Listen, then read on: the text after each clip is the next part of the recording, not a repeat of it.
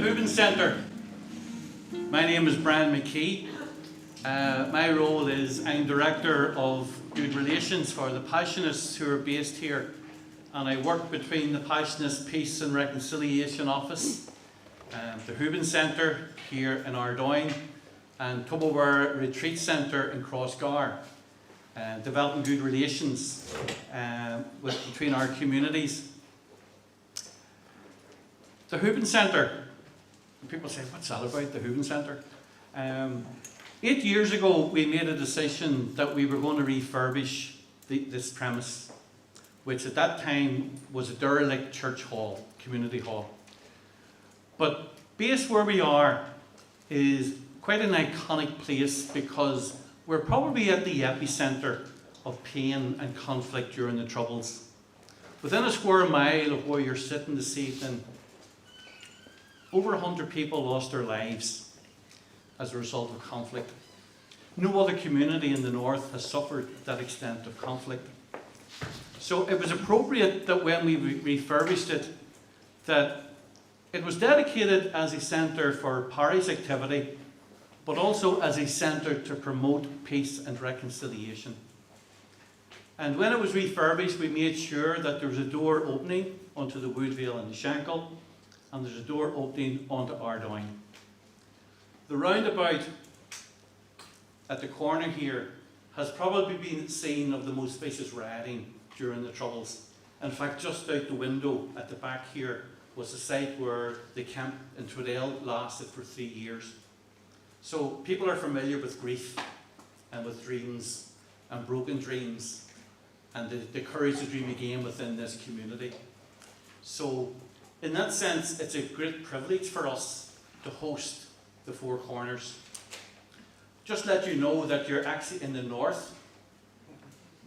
That's the corner where the best people are. That's the best. You know, the people come from the west and the east actually have to get your passport stamped on the west link. That's what the hold-up was this evening. You know, so you're very welcome to Holy Cross Ardoyne. Why is it called the Grieving Centre? Because when we refurbished, we had to get a name that was kind of, we didn't want to call it Holy Cross Parish Centre, it kind of denotes who you are too much, you know. So we decided that we would call it the Grieving, and that was after Charles Grieving, who was a Passionist priest who came from Holland. And he had a particular ministry of healing and reconciliation. And he was based in Dublin, but he couldn't preach, but he was a great minister for healing and reconciliation. So many people came to visit him in Dublin, they sent him up to Ardoyne for a rest. Now, I come from Ardoyne, but nobody comes to Ardoyne for a rest. And eventually they sent him back to Dublin again. So when we were coming up with a name, he says, Dutchman. It's familiar in this area. So we decided, well, there's a Dutchman on that side, so we've got our own wee Dutchman on this side, Charles Grieving. So that's why we called it the Grieving Centre. So you're very welcome. Privileged to host you, and I hope you enjoy the evening. And I hand over the stage to David.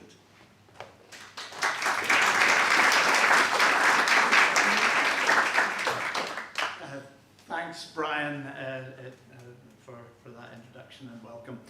My name is David Campton. I'm one of those who are responsible for planning and putting together the Four Corners Festival every year.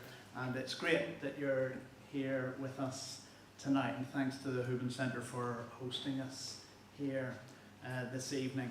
We're especially glad you're here given the hold-ups on the West Link earlier on. We'd be glad that you persisted in coming tonight. I think you're in for a treat as the night goes on.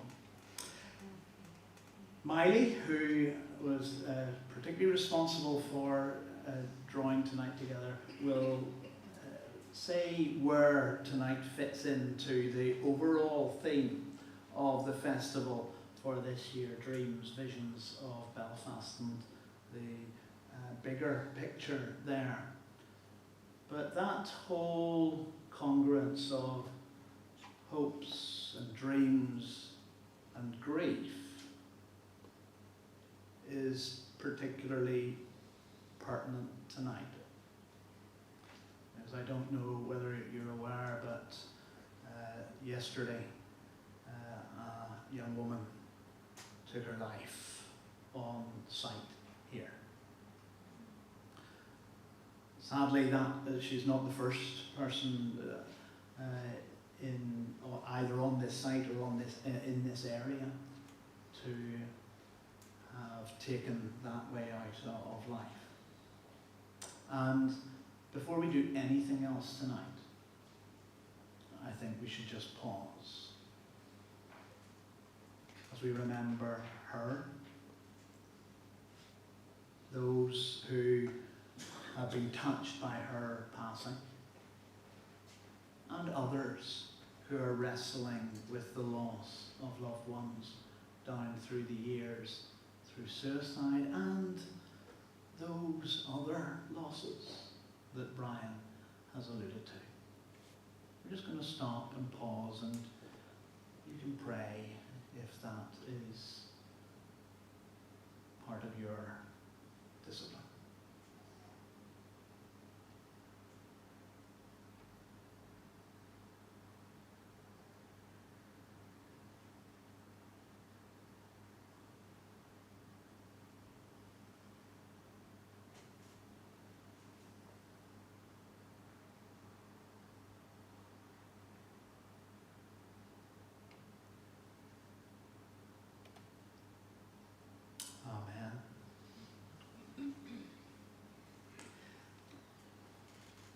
I'm here to do the housekeeping things, do the stewardess bit.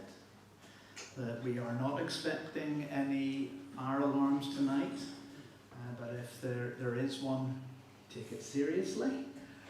The fire exits are clearly marked, and the assembly point is in the middle of the car park. But we trust that there will not be any such alarms this evening.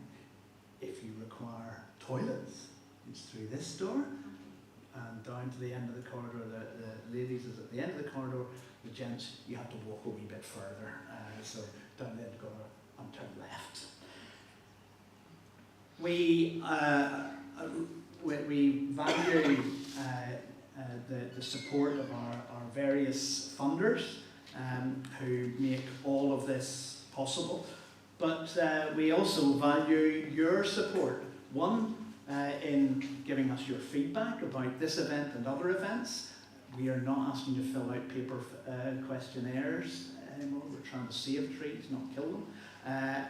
But if you scan the QR code, you will be directed to a questionnaire, and we really would value your feedback in that. We also value your financial support, and that you should have received an envelope, and there will be means of handing those in, suitably filled or filled out, or both, into the buckets as you leave the building tonight.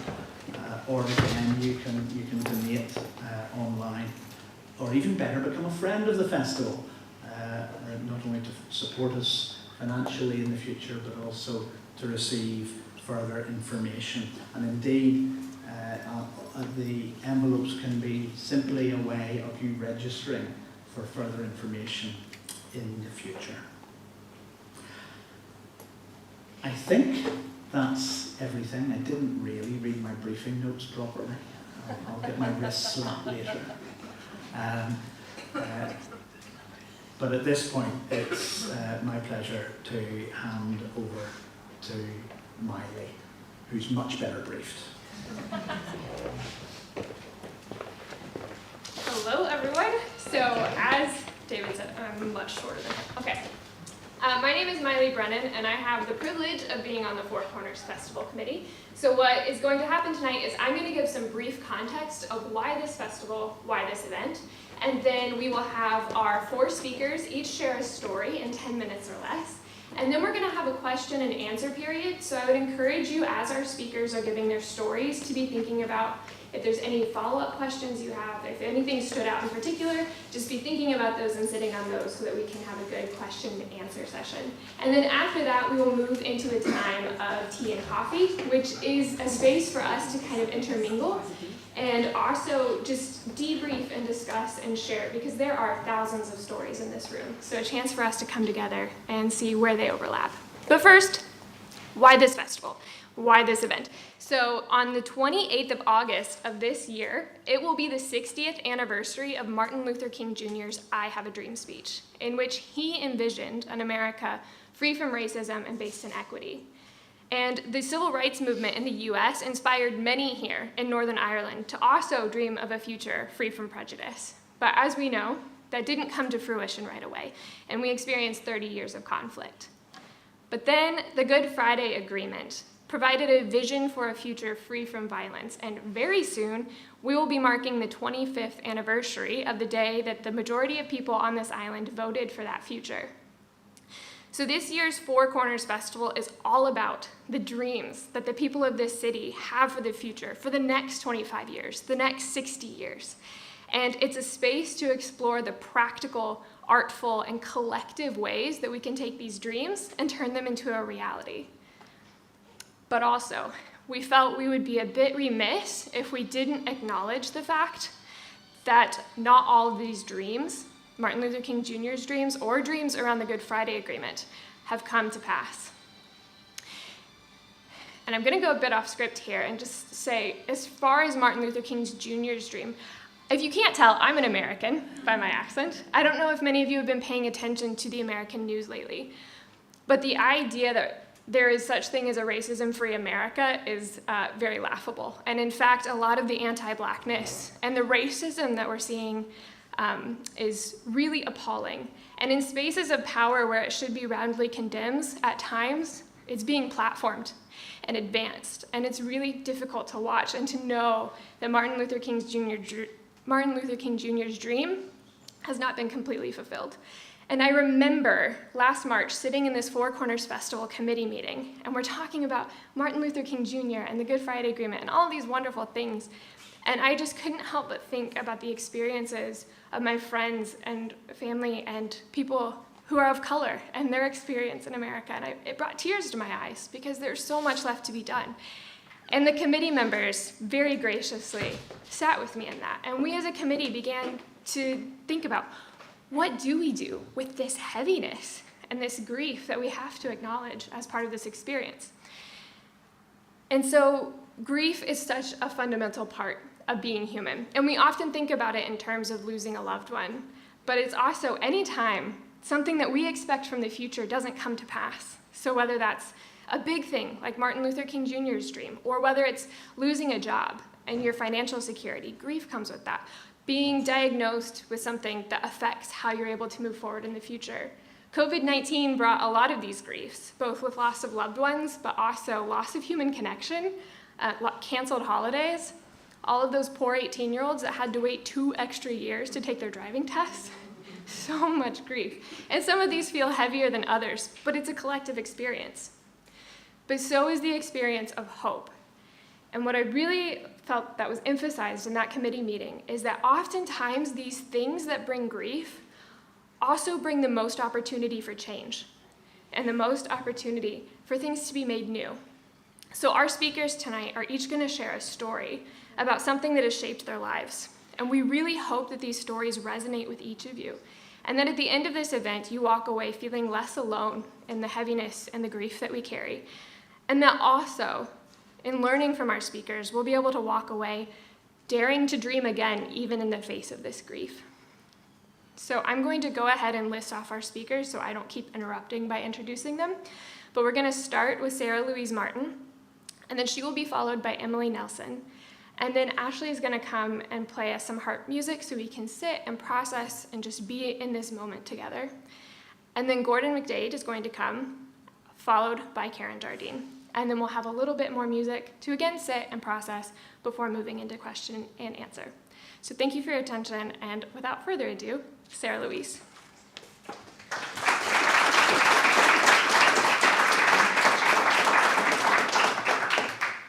It's really lovely to be here with you all.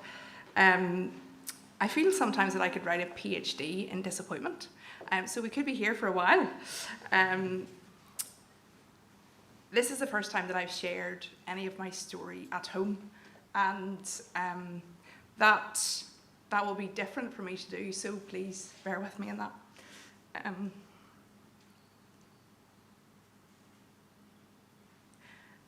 My brother always says that I am the dreamer of the family, and always have been. So the topic of dreams and how they shape reality is really intriguing to me. And yet, disappointment has often felt like a constant companion. I'm disappointed in lots of things about Northern Ireland. Disappointed that it still can feel quite stuck. I'm disappointed that we haven't really dealt with the trauma of our past in a way that's healing and allows us to move on. And as a consequence, I'm frustrated that we've been so worn down by our collective trauma that we're very apathetic about our government, and we roll our eyes and don't think that things can be different. I'm disappointed that the Protestant community has had to do a big chunk of the compromising for our peace. I'm disappointed that some of our history has been rewritten with rose-tinted spectacles. I'm disappointed that education and healthcare are in such a bad state because of ridiculous politicking, and it's impacting those that need it most. That makes me really mad. I'm really disappointed that so much money has been wasted by Stormont. I'm disappointed that we haven't had more foreign direct investment to create jobs and infrastructure that will keep people in Northern Ireland to have a hopeful future. I'm really disappointed that we weaponise culture and language. I'm disappointed that we're still quite a segregated country in many ways, and a couple of millimetres below the surface, we're actually still them'ns and us'ns. I'm disappointed that it's driven me to live somewhere else. And I'm quite disappointed that we don't have more stories of hope. And yet, I'm actually still an optimist. And I really believe that a different way is possible. I feel that we need to shake off the collective apathy that we have let linger for so long. And my faith has always been really important to me, and my experience of that has been that God often works at two speeds, slowly and suddenly. And often it can feel like an extended season of slowly, which has been crushingly disappointing in its own way. But I had an encounter recently that reminded me of how sometimes the seasons that have felt disappointingly slow can prepare us for the suddenly encounters in a way that only really makes sense afterwards. And I want to share a story with you of something that has been impactful and surprising in equal measure. It gets better, don't worry. I go to a Christian music festival, so I live in London, go to a Christian music festival in the south of England every year at the end of the summer. And I've got a really good friend who just happened to say to me recently, Sara-Louise, I think there's more healing available to you in the area of what happened to your dad. And I just kind of groaned and rolled my eyes and just thought, oh, you're so annoying, but you're probably right. And as I was thinking about this music festival, I was thinking, right, Lord, if that's something that you want to happen, then this would be a really good opportunity for that to happen. So it happens over 4 days. So on the Friday night, I was there with my friend, my dear friend Ella, and we had gone through the first set of music, and we were going to get a cup of tea. And we were standing in a queue, as you do, just chatting away. And out of nowhere, I heard this voice, and it said, "That's a lovely accent." And this person was behind me, and I thought, is this the handsome stranger I've been praying for my whole life? And I turned round slowly and was faced with a slightly older gentleman, I would say maybe in his 50s-ish. He was absolutely built like a brick house, or whatever that term is. And he had a skinhead and the most twinkly blue eyes that you've ever seen. And he said, "What's the crack?" And I said, "Oh, hi, nice to meet you. Where are you from?" As you tend to do when you hear a Northern Ireland accent anywhere other than Northern Ireland. I said, "From Belfast." And I said, "Oh, right, great. Whereabouts?" Obviously, you want to try and place someone because you want to know, is this person safe? Are they not? How can we talk and converse together? And he said, "I'm from West Belfast." And I said, "Oh, right, okay, great. Whereabouts?" And he then named this housing estate that he was from, and I thought, oh, flip. And he said, "Where are you from?" And I said, "County Down." And then we moved on, and I said, "What brings you here, from Northern Ireland?" He said, "No, I've actually been in England for a really long time. I've been here for more than 20 years. And he said, Northern Ireland was doing my head in.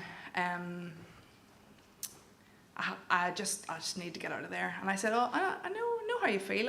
I've been away since I was 18 myself, and it does my head in too sometimes." And then I was just very aware of what was coming next, and it kind of came out of my mouth before I actually had time to filter. Again, my brother says I have no filter. And I said, "Did you leave Northern Ireland, or did you have to leave?" And he said, "I had to leave." And I said, "Were you in the IRA?" Which is a pretty punchy question to ask anybody. And he just looked at me like, "Who is she?" And he said, yes, I was. And I said, "Oh goodness, that's interesting." I said, my father was actually murdered by the IRA. And he said, "I'm so sorry. I'm so sorry for what happened to your family." And by this point, magically our drinks had arrived and were ready. And I said, "Do you want to take a seat?" And he nearly fell over. He couldn't quite believe it. And he sat down, and we sat down together and chatted for maybe 20 minutes, half an hour. And my dear friend Ella was there with me, which just felt like, there was a real safety with that. So we swapped stories, and he told me that he was really sorry that he had done time. He got out early under the Good Friday Agreement. He had a very unsettled background, felt that joining up was going to provide security and family and belonging, and it wasn't any of those things. And he asked me questions about me and my life and our family, and I didn't really give too much in terms of specifically what happened to my dad, but just said that it had been really tricky growing up. And I said, I never in my life thought that I would ever meet anybody in the IRA. And number two, that they would be sorry. And also, you're at a Christian music festival, that's a bit weird. And so then he shared about a couple of years ago, he had been on, so he came out of prison and needed to get out of Northern Ireland, and was somewhere in England, and then just with the PTSD of everything that had happened to him, he fell into addiction, so alcohol and drugs and everything else, and his mental health was very poor. And over the years he had tried to end his life, but somebody had come in, and he says, only now do I see that that was God's provision for me. And I said, well, tell me about your relationship with God. Now, how did that come about? And he said, well, a couple of years ago, I just couldn't handle the voices in my head anymore. And I said, God, with PTSD and everything, God, if you are real, I want to wake up tomorrow morning and I don't want to have any of this. I need to know that you're real. And he woke up the next day and didn't have any of those voices, and he was just like, God is real, had a real sense of peace, and that he was loved. And the past couple of years, he's been working that out in an assisted living facility. And then he left, and I was just like, what the frig just happened? That was wild. And then all these things that I wished that I'd been able to say to him that I hadn't said. And I just said a quick prayer. I just said, right, Lord, if I'm supposed to meet this guy again, I just pray that you bring him across my path. And then 2 days later, he was walking towards me, and heard this big Belfast accent, Sara-Louise! And he ran towards me and gave me a massive hug, and there were kind of tears in his eyes. And I said, John, I'm so glad that I've been able to see you again, because there were some things that I really felt were really important to say to you. And I'm just really conscious that, I'm a person of faith, and Jesus has forgiven me. And if that's real, then that means that I can forgive you. And also there's a verse in the Bible that says, who the Son has set free is free indeed. And I think it's really important that you know that. And he completely lost it at this point, and I did too, of course. And then I said, and another thing, whenever we were little, Mum would gather my brother and I together to just pray about what was going on at the time. And Mum's a bit of a prayer, so those prayers went on for a while, and often my brother and I would fall asleep. But I do remember that she would, I think it's in Matthew, it talks about pray for those that persecute you. So pray that people that were in the IRA would come to faith. So I relayed this to him, and I said, you're an answer to prayer. And it was it was a deeply, deeply healing experience for me. He then had said, I really want you to meet my mate. I really want you to meet my mate. And I was like, oh, flip, who's this going to be? So his friend was a guy that was actually running the housing, that kind of support worker that was running the housing that he was living in. And we had a really good conversation where he shared that this will have been a very deeply healing experience for him too. And John, he texted me just after Christmas to tell me that in January he was starting ministry school, that he is living his life for the Lord and is wanting to really stand in the fact that he knows that he's loved and accepted regardless of what he's done. So that that was a very surprising encounter for me, and something that I had prayed about very abstractly, but had never been up close or faced with anyone from that background before. And I just think, my mum always said, you don't always get to choose what happens, but you get to choose how you respond. And life is messy for everybody. Everybody's got their stuff. And we all face many disappointments about various different things. And these days, I feel like I'm learning more about forgetting the former things, forgetting the past, and trying not to dwell on the past, because when we base our future on what we have experienced in the past, then we're sure to live it. And when we train our brain in hope and create new neural pathways outside of disappointment, we can shift our mindset on the things above. Because I feel strongly that when you posture your heart that way, you can see that a new thing is possible, that a new thing can spring up and make a way in the desert. Disappointment shapes us. It gives us fuel to change things around next time. My dream for the future of Northern Ireland is that we see with new eyes that forgiveness offers us a clean pathway to the future. That we can celebrate our warmth and hospitality and humour and be a beacon for other areas of conflict. That a new way is possible. That hope can surely trickle back again. Some people believe that forgiveness is a cop-out.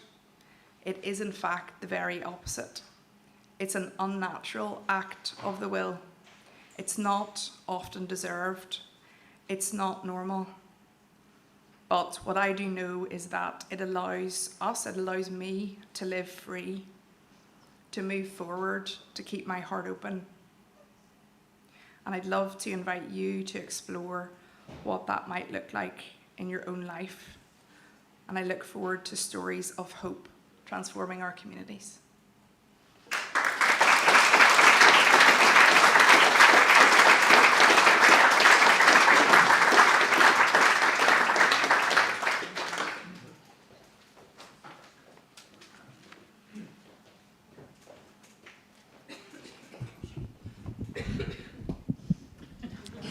Thanks.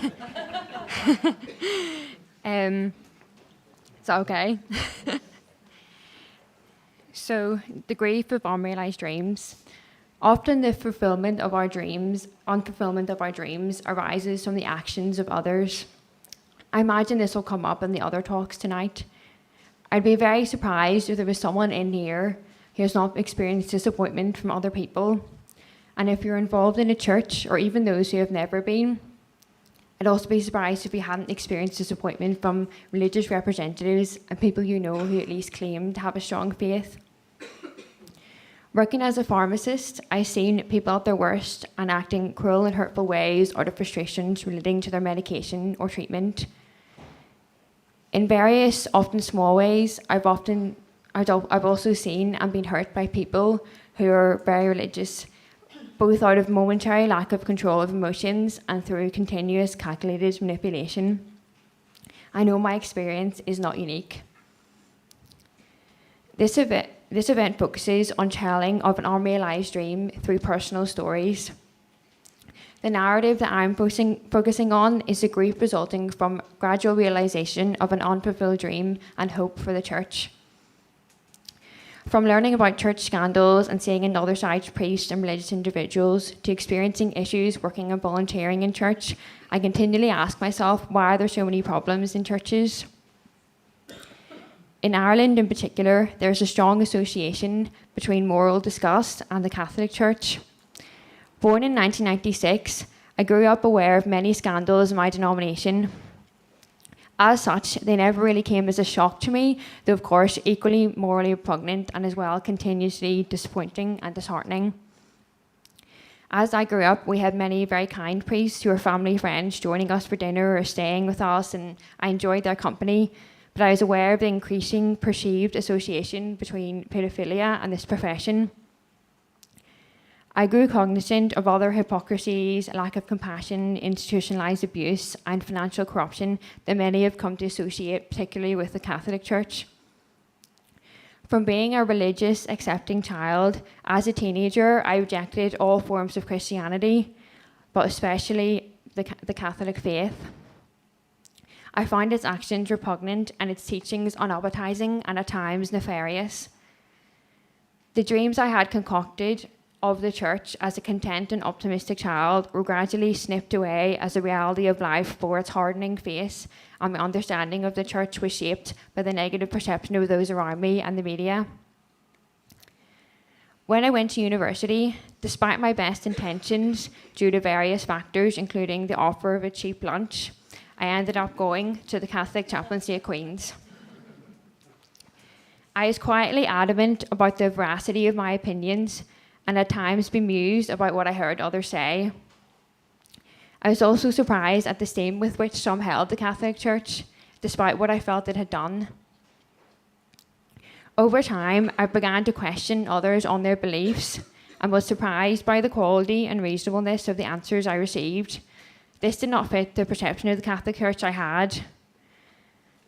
Some conversations stick with you, and I recall in particular philosophical conversations with the chaplain and with the chaplaincy employee who was studying science and who felt firmly that Catholicism was reasonable, a force for good, and presented a powerful case.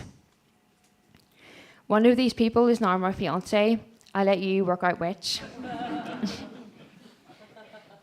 After years of reading, asking, and after a while praying, I realised that I no longer rejected Christianity and specifically Catholicism. There was no big moment of revelation or ceremony, but it was significant. Despite this change, the question of grief of this unrealised dream remained. Even though my time at the Catholic chaplaincy was overwhelmingly positive, some people I met and experiences I had during my time of religious turmoil furthered this grief. But I no longer accepted this as a reason to reject the church. This time, this recognition inaugurated a desire to do something about it. Therefore, after finishing my degree and qualifying as a pharmacist, I made the natural career progression of going on to study a master's in theology at St Mary's in Twickenham. I wanted to learn theology and equip myself to contribute something to society and the church in this regard. My dissertation focused on a sociological survey conducted on disaffiliated Catholics in Northern Ireland, aiming to investigate contributory factors to their leaving the church and how it can respond in a meaningful way. Many of the answers people gave resonated with me, and I was reminded of how I had felt as a teenager again and again by participants. I read about abuses perpetrated by people who are supposed to be representing Christ on earth. Although we can never know how, if these had not happened, their faith would be different. Such experiences clearly had an impact on how they felt about their church and their decision to leave or distance themselves. In Hugh Turpin's recent research in Ireland, when asked if participants felt the Catholic Church was a force for good or ill, bad was by far the most popular choice. This perception is important because it impacts their willingness to form or reform our relationship with Christ. Despite the limitations in such research, the evidence is clear enough to paint a condemning picture of the past moral corruption of the Church and its lasting impact in disaffiliation. Such research can be very deflating and difficult to hear, but it is our current reality, and understanding a true picture can help us inform an effective response strategy. For me, the experiences I had growing up and going on to complete this research acted as a gradual wake-up call. This knowledge resulted in the grief of the awareness of the gap between reality and the hope and dream I had as a child. And from this grief, I have reflected. Churches are filled with people, just like the world is. These problems aren't isolated to churches, but they seem almost magnified when they occur. In these institutions, disgust arises from dissent from the moral standards that people expect. Not only are such acts morally deficient in isolation, but they often infer a greater misdemeanor of turning people further from God. I agree with the saying that church is not a museum of saints, but a hospital for sinners. But these hospitals are associated with such severe sickness that is driving potential patients away. Rather than dwell on these problems and give up, I wanted to act on frustrations and to do my part in helping heal the hurt, better the church, and importantly, bring people to Christ or back to Him. The knowledge I gained from this work caused me to reflect internally and externally. I reflected on myself. We are all asked to respond in a loving way to each of these moments of grief in what I imagine is a shared, unrealised dream by many in this room. Be perfect as your Heavenly Father is perfect. Those we would expect to be most acutely aware of this is our fellow Christians. As much as society implicitly acknowledges, we are often held to a higher standard of morality. In John 13:35, we are asked to take a moral high ground, rendering our beliefs evident. By this, all men shall know that you are my disciples, if you love one another. I think about how my own actions affect the perception others have of Christians or of Catholics, and the impact this has on their faith or openness to it. This understanding has also caused me to reflect outside myself onto the church that I now consider myself to be part of. I grew up aware of much of the bad associated with the church, but it is also achieved remarkable goodness. It's been responsible for saving millions of lives, alleviating suffering, and many other good deeds. The Catholic Church in particular is the biggest non-governmental provider of healthcare across the world. A recent study in Africa showed that the maternal care provided at church-run mission hospitals was the same or higher quality than at public facilities, but they're more likely also to provide services for the poor. The Catholic Church has also provided education to many poor communities throughout the world who couldn't otherwise afford it. Caritas, the overarching organisation for Catholic aid agencies, estimates that its total spend is at least $2 billion, making it one of the biggest aid agencies in the world. The collective work of many individuals is behind these encouraging stats. There are many other similar examples in other denominations, of course, but this is not currently the dominant narrative in society or the media. It's not the first association that many have with churches, but the evidence for the good that churches has done and their representatives is there. Reflection on this unrealised dream can bear fruit in practical steps forward. From such experiences and understanding, I've learned lessons in my own life about how to treat others better, particularly by understanding the values that I share with even those who disagree with me. Another focus for churches is facilitating the building of the community. Many people in my research and in previous work noted their appreciation for the community that churches can create. Organising events that facilitate community building, having prayer in small groups, and having people welcome attendees on survival can assist churches in reacting in an effective way to the current social situation that we're in. These ties of community can help support people through instances of their disappointment of others and the grief of their unrealised dreams. We can also, through effective communication and awareness of the good that churches has done, pave our way to shape the dominant narrative in our society, gradually eroding the stain of the reputation of the church and making it closer to what Christ asked. Other insights have come from my small study and similar such work. By mentioning these methods, I hope I can contribute some indication of how churches might reduce the effect of disappointment of previous actions on society and bring people back to Christ. From my limited experience and research, I hope I've provided an insight and some useful considerations for reflection. I hope that we can use such research to move practically forward in steps to make this dream a little less unrealised, and through this to prevent further disaffiliation, reducing the effects of human mistakes and bringing people closer to God. Thank you.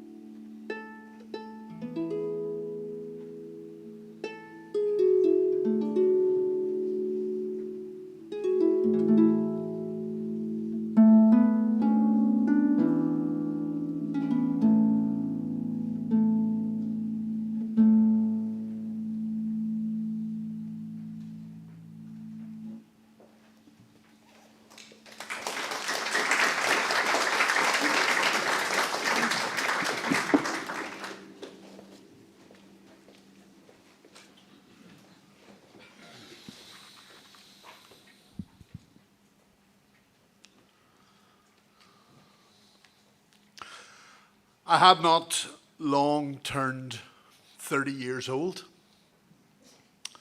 happily married for 5 years, and in my first church since leaving college, John White Memorial Congregational Church in Tennant Street between the Shankill Road and the Crumlin Road in North Belfast, not far from this very spot.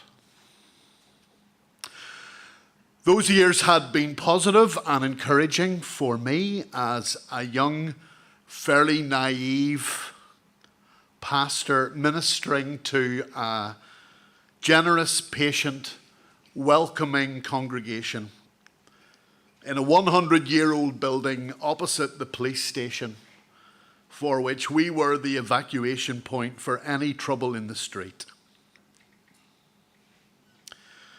It was a precarious time in the peace process. Talks about talks, rumours of conversations going on away from the glare of spotlights, hopes that perhaps there might be an end to violence, ceasefires on, ceasefires off, declarations of peaceful intentions, decommissioning of weapons still to come. Yet nothing definite or confirmed. Anxious hope was in the air, fragile dreams held in shaking hands. It was the 23rd of October 1993, a crisp autumn day on a sunny and busy Shankill Road. As a congregation, we were running a bring and buy sale to raise funds for our ever leaky church roof. And at 1 p.m, my wife and I were driving up the Shankill Road and had just passed the Methodist church on the corner of Berlin Street when Frizzell's fish shop, just ahead of us, exploded out across the front of our car and other cars around us. For just a second, a shocking, timeless second, the world froze. Then it erupted into mayhem. Clouds of dust, piles of rubble, people running from everywhere, screaming, howling, a confused, shocked, traumatized sea of humanity, reacting as one to the horrific events unfolding before them.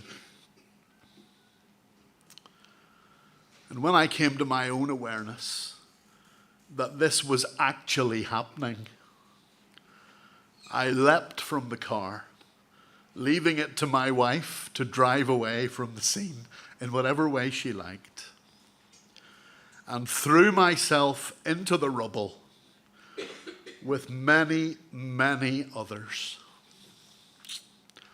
and began clawing at piles of broken bricks and mortar before us, desperately trying to find anyone we could who might have survived the explosion. My hands were cut to bits. My abiding memory is of those moments when, as we dug deeper into the rubble, someone thought they heard a noise and called for silence. And we stood, quiet, waiting, listening for anything in the rubble, for the faintest noise to guide our search. Search went on for hours, removing bodies from the mortar was horrific. I didn't stay for it all. I couldn't manage that. But 10 lives were lost that day, including one of those who had taken the device into the shop, Thomas Begley, and 9 other people who were in the shop at the time.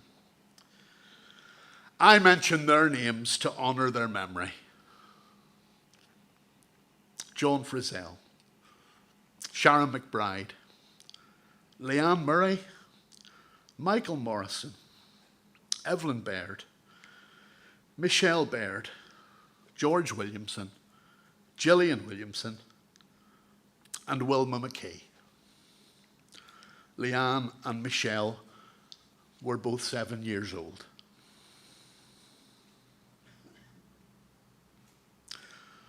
More than 50 people were injured in the blast. When I finally arrived up at my church, I lost all emotional control that I might have been trying to maintain, and dissolved into floods of weeping in the arms of a deacon who held me for what felt like the rest of the afternoon. He still remembers it, but certainly for what felt like ages. It was impossible at that moment to make sense of the world.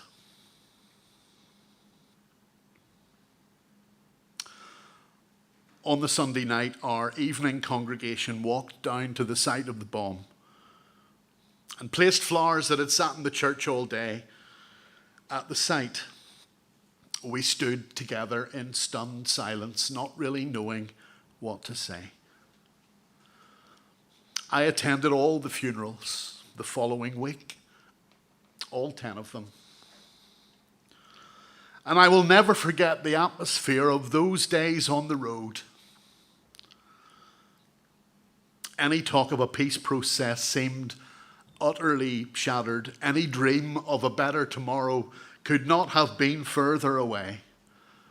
There was a heaviness, a sense of despair, a hopelessness, a sense of shared community grief. We all seemed to be feeling it together. And there was comfort in that.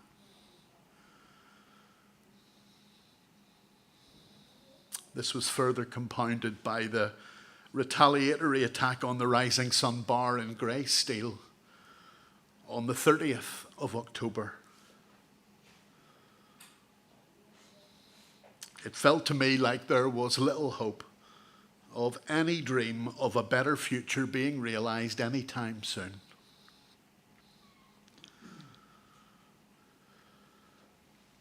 I left the Shankill a year later, after 9 years, for the leafy suburbs of East Belfast and another wonderful, welcoming congregation. But that October day has never left me in the 30 years since it happened. And I will carry it with me for as long as I live. This is the first time I've ever talked publicly about this. It'll probably be the last.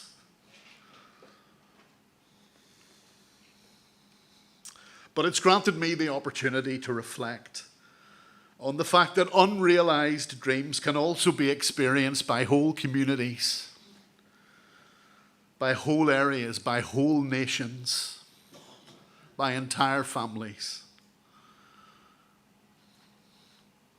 with powerful significance and with opportunities to reflect, to learn, to grieve, to grow. So what have I learned from reflecting on the community grief of an unrealized dream of peace? I've learned about the importance of remembering, both individually and together. Names, faces, families, stories, legacies, plaques, flowers. Many projects have created safe spaces for those stories to be told, shared, recorded, and reflected upon, perhaps even learned from. Stories matter. They give meaning and definition. I've learned that ritual is important for a grieving community. There were, over the years of the Troubles, 5 bomb attacks on the Shankill Road. And on Tuesday, the 23rd of October 2018, 1,000 of us walked the 5 sites and paused to remember and reflect. And at each site, the names of those who had lost their lives, as well as a piece of scripture and a prayer, were read and said. I've learned that grief over unrealised dreams unites, because there are as many grieving families in West Belfast, in Greysteel, and in other communities who lost people they loved, and whose dreams for peace and a better future were just as unrealised. And we come together in grief, because it is intrinsically human to hope and dream and aspire, and it is deeply human to feel loss and pain and anger. I've learned too that the community grief over an unrealised dream can unleash powerful emotions within and beyond that community, of anger at seeming political intransigence, of frustration at a seeming lack of justice, of resentment at feeling unheard or disregarded or bypassed, of helplessness at the seemingly endless round of unfulfilled promises and false starts. And it takes courage to hold on to the dream when events would seek to pluck it from your grasp. It takes courage to believe that the dream is still alive when so many things have threatened to suffocate it. And it takes resilience and tenacity to keep pursuing the dream when innocent lives are lost and hope disappears. But an unrealised dream can galvanise the strength to dream again. And in the wake of the Shankill and Greysteel atrocities, when peace seemed fragile and distant in October 93, the seeds of a dream long hoped for began to grow. The Downing Street Declaration of December 93, ceasefires of August 94 and October 94, and further framework documents decommissioning processes, ceasefires off, ceasefires on, ceasefires off, ceasefires on, leading ultimately to the Good Friday Agreement of 1998, 25 years ago. Unrealised dreams and hopes, dashed, can continue to fuel the vision for a better day. And in the midst of all of that, I'm not sure where my faith was or is. And I still process it to this day. What I do know is that God is, and God is love, and God is there. Thanks.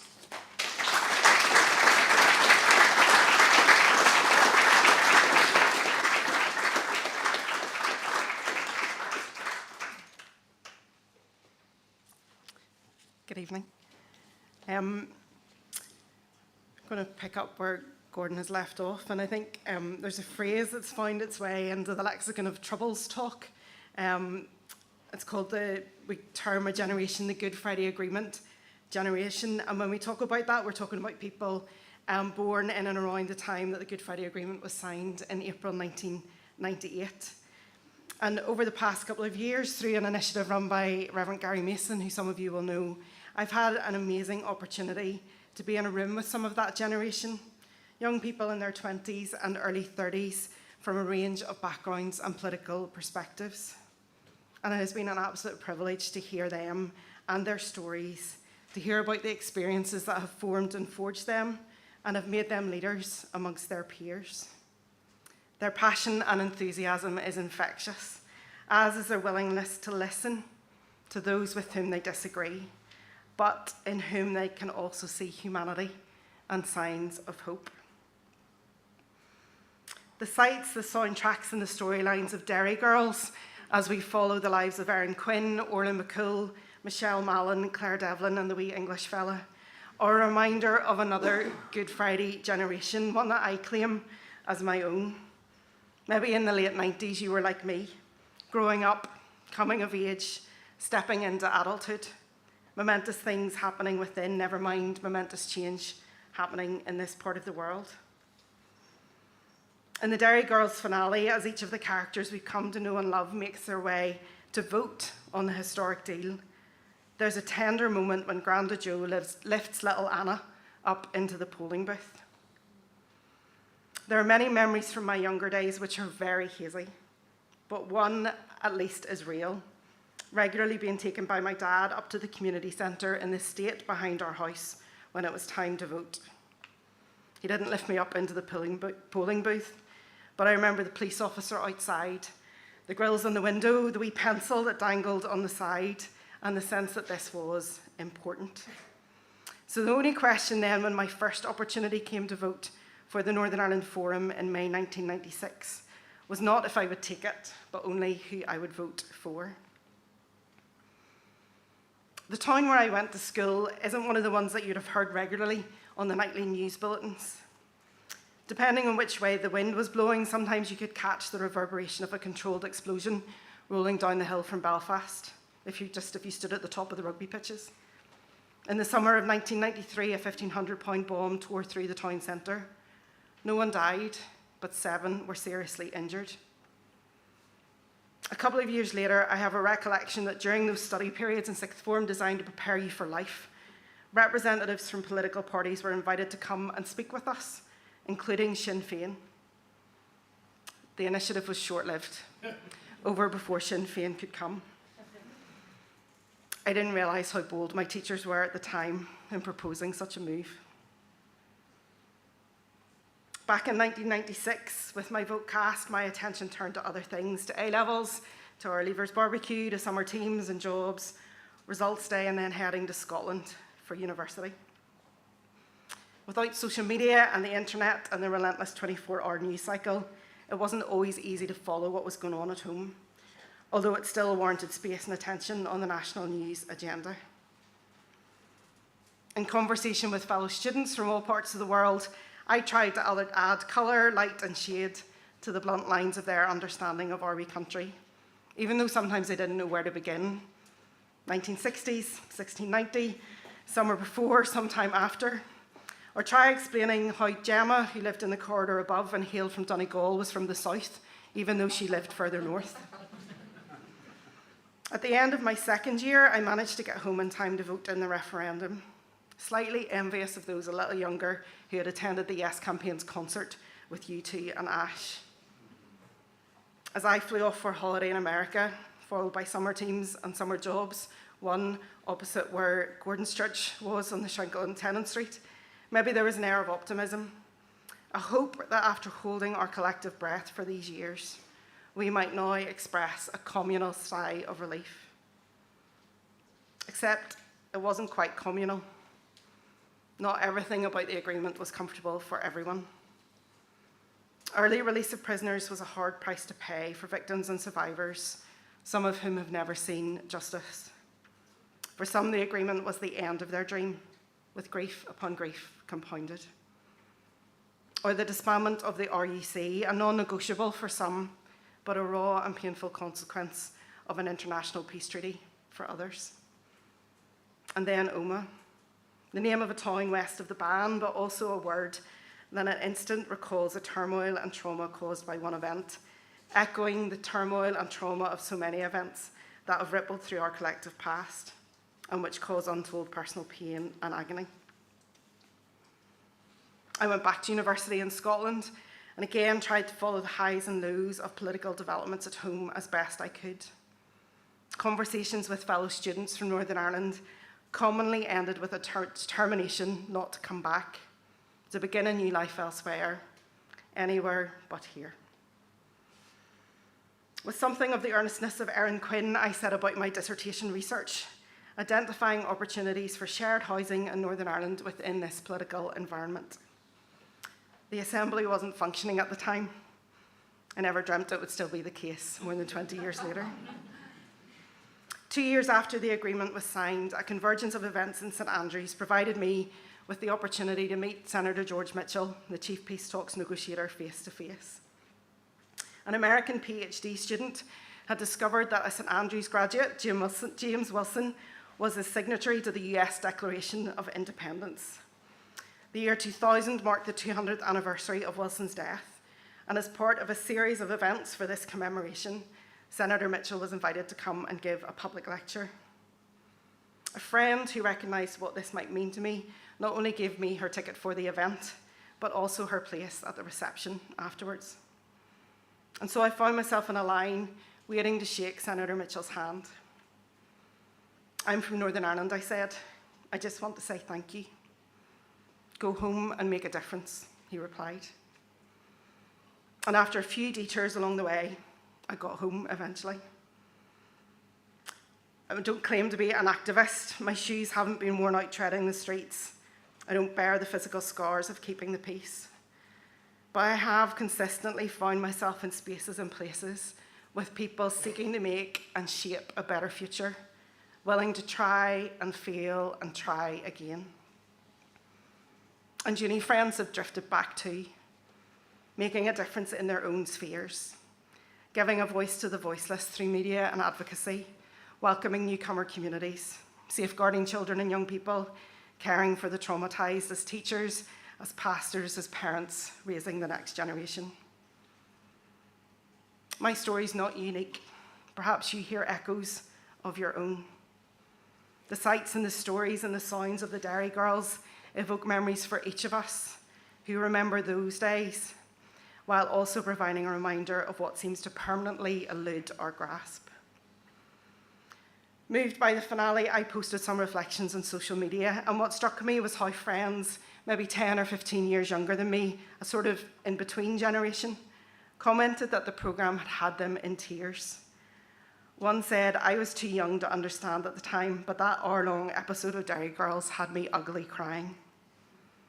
Sure, it's only a television programme, but I wonder if it gave a generation or generations the validity and permission to share a story they didn't realise was theirs to tell, to grieve a future promised that is yet to be realised. Joel is one of the prophets in the Bible. His contribution comes in the midst of a swarm of locusts, which has overrun the land of Judah and eaten everything in sight. Devastation and destruction are everywhere. Through Joel, God calls his people back. Return to me with all your heart, with fasting, weeping, and mourning. Grieve for that which is lost. Mourn and weep. But that is not the end of the story. There's a promise of restoration, that the years that the locusts have eaten will be restored. But not only that, but that the Spirit of the Lord will be poured out on his people. Sons and daughters will prophesy. Old men will dream dreams, and young men will see visions. In the midst of communal trauma and political stalemate, each generation has its own unfulfilled dream to grieve. But let's not make that the end of our story. Let's refuel our imagination. We have bolder dreams to dream and give voice to. We have visions to see and put our words to. Or, in the words of Erin Quinn, we have to be brave. And if our dreams get broken along the way, we have to make new ones from the pieces.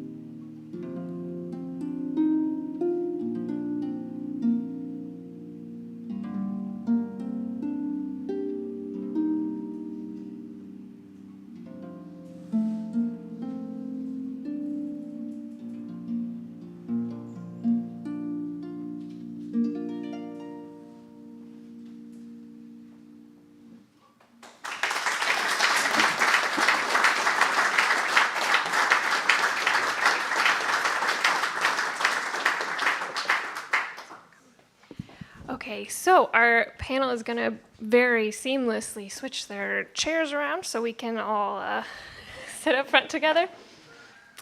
So in the interest of time, I think we're only going to be able to ask a couple of questions for this Q&A.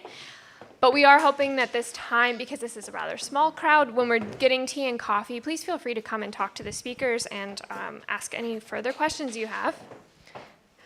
Sorry, George. So does anyone have any questions they would like to ask?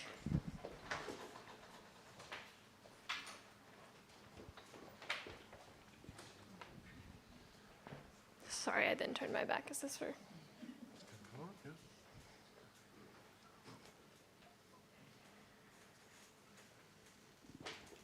Okay, actually, this is good because I prepared some questions.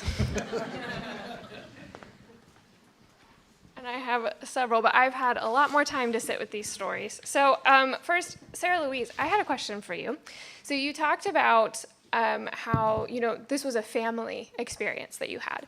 Could you talk a little bit about grieving as a family, I guess, and were you always on pace with each other's experiences?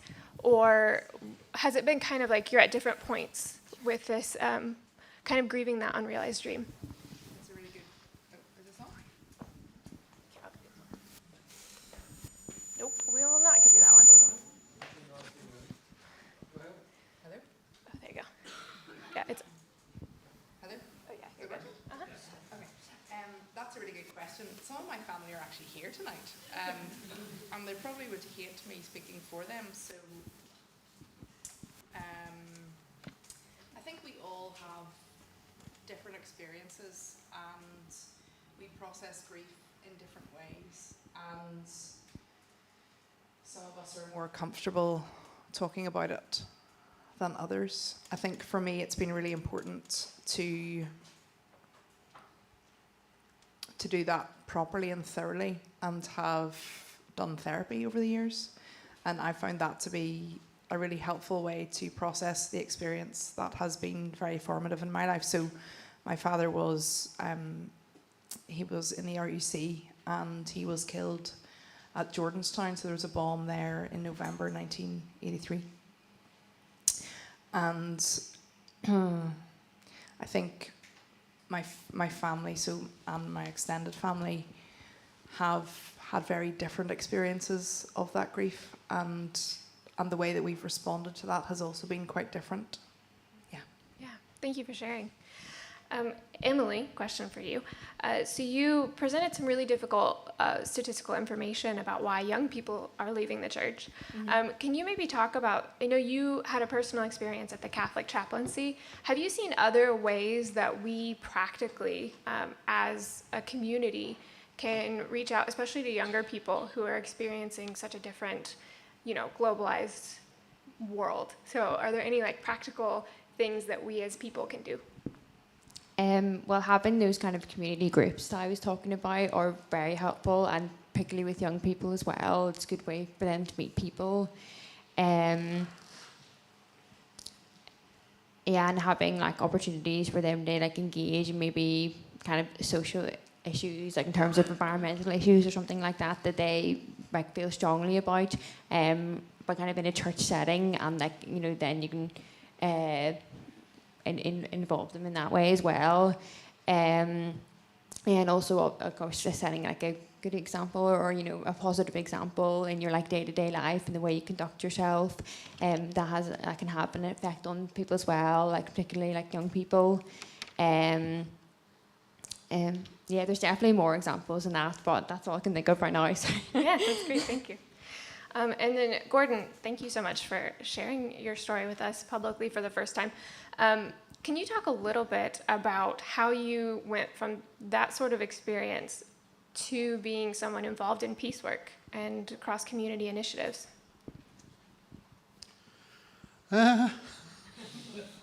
Probably by accident, I would imagine, which is how most things have happened to me. I think I've always been influenced by the power of story. Really, that's always been really important to me. And over the years, And interesting being back now as the interim director of a peace building project on the Springfield Road, in a peace line as well, and listening to and getting to know people in West Belfast a lot better than I did before. I'm constantly challenged by the courage and the tenacity and the perseverance of people who are much braver than I am and who have done remarkable, courageous things in their lives to try and build peace. And I've kind of realised that peace is built one conversation at a time, and it's built one relationship at a time, and it's built one event at a time, and it's built one act of kindness at a time. It's not a big thing, it's just lots of people doing lots of little things, which over time becomes a slightly bigger thing.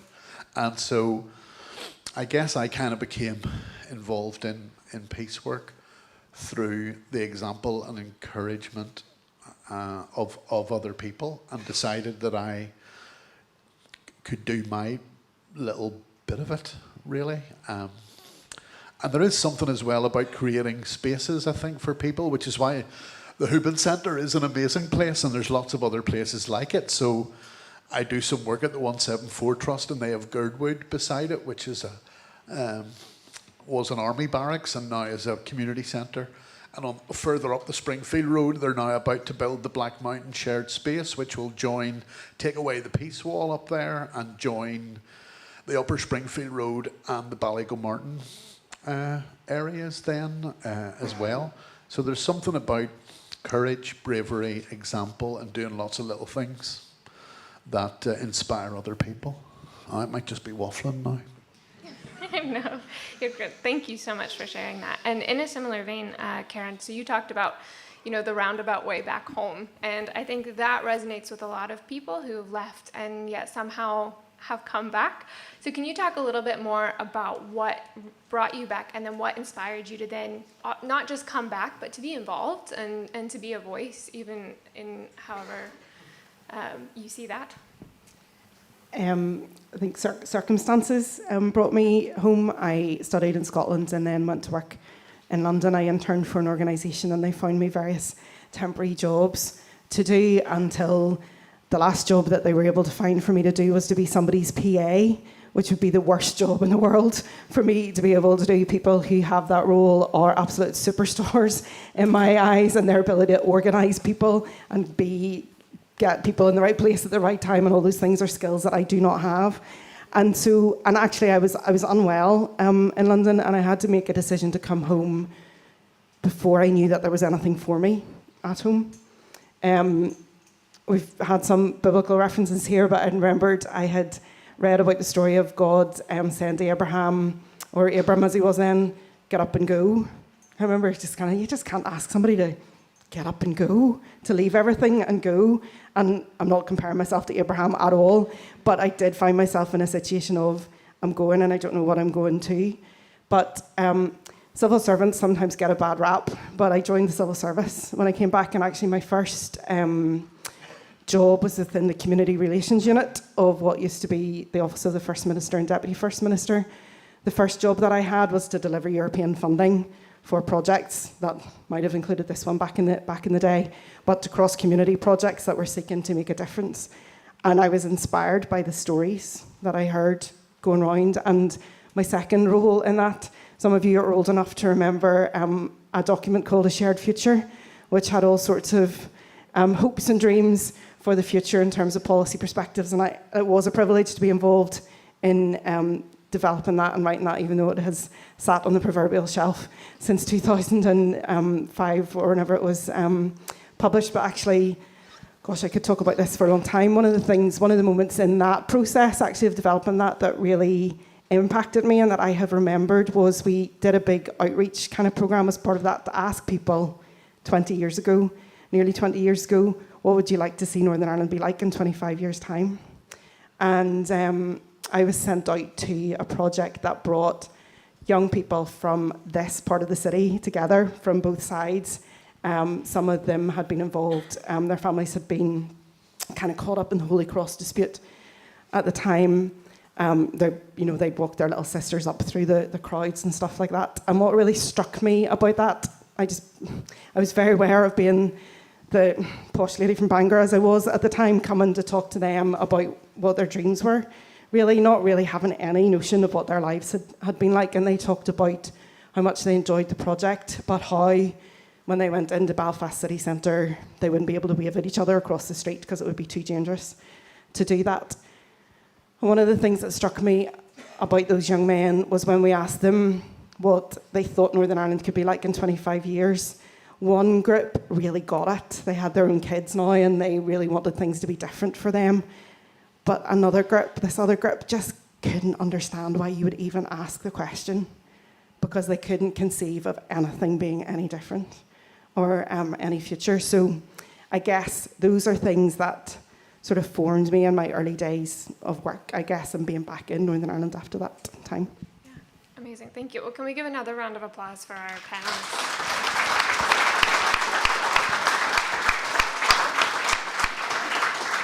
Yes. So I'm going to hand over to David to close us out before we have a break for tea and coffee.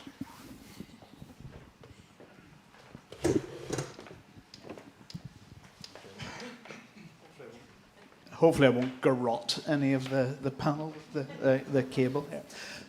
Look, I would invite you to give Miley and the panel another round of applause here for all of them.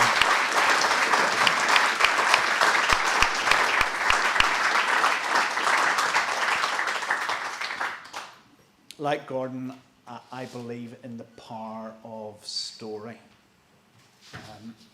Four Corners believes in the power of story and building spaces for stories to intersect. This Housekeeping Centre is a space for stories to be articulated and explored. And thanks again for hosting us here. Hands up those for whom this is the first time in this space. Good. We can tick off one of our objects in the Four Corners, because one of the things that we seek to do is to get people into new spaces, to encounter new ideas, and to meet new people. And so we're not having a break for coffee. Coffee and tea is an integral part of what we are about here, because it gives us the chance to explore each other's story. So please do go tea, coffee, biscuits, whatever else you want to share, but share stories. And if Martin McGill was here, and unfortunately he's not well, he'd be saying, share phone numbers and meet up beyond this as well, so that you can share even more stories. But thank you all again for being here and being prepared to be part of this. I would remind you again that we do want to hear your opinions. Sign on, fill out the QR code, chuck something in the bucket, and have a good night.